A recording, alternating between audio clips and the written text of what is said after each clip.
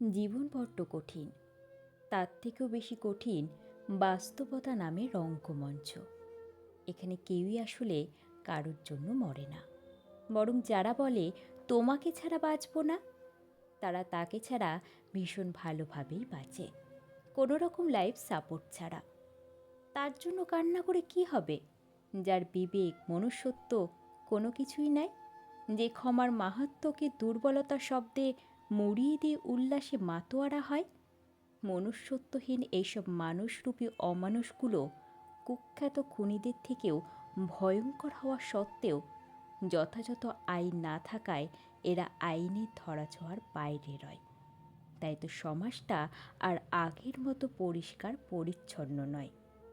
যে তোমাকে ছাড়া ভালো আছে, তাকে ছাড়া তোমাকেও ভালো থাকতে হবে, নয়তো তার অনুপস্থিতির অদৃশ্য আগুন তোমাকে পুড়িয়ে ছারখার করে দেবে।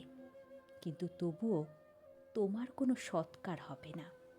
তাই অন্যের মধ্যে নিজের ভালো থাকার বীজ বপন করা থেকে সবার বিরত থাকাই শ্রেয়। নিজেকে ভালো নিজেকেই রাখতে হবে। প্রকৃতপক্ষে কেউই কাউকে ভালো রাখে না। অন্যের মাঝে নিজের ভালো থাকা খোঁজাটা বোকামি ছাড়া আর কিছুই না, কারণ দিন শেষে কেউই কারণ না। আর তাই নিজেকে প্রকৃতপক্ষে ভালো রাখার দায়িত্বটা আসলে নিজেকেই নিতে হয়। ছোট এই তো জীবন, কবেই বা আর উপভোগ করব? এইটুকু জীবনে এত সময় যদি অন্যের পেছনেই নষ্ট করে দেই, তবে একটা সময় নিজের কর্মকাণ্ডের জন্য নিজের প্রতি নিজের আফসোস হবে। সময় থাকতে কেন বুঝলাম না সব কিছু ভেবে। তাই জীবনকে জীবনের বয়ে চলা স্রোতধারার মধ্যে দিয়েই উপভোগ করতে জানতে হবে। শেষ যাত্রায় অনেকেই সঙ্গে যাবে, কিন্তু কেউই সঙ্গী হবে না। এটাই যে নিষ্ঠুর পৃথিবীর চরম বাস্তবতা।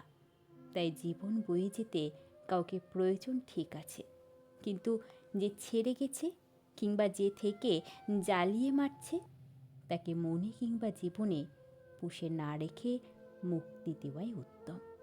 নিজেকে প্রকৃতপক্ষে ভালো রাখার দায়িত্বটা আসলে নিজেকেই নিতে হয়।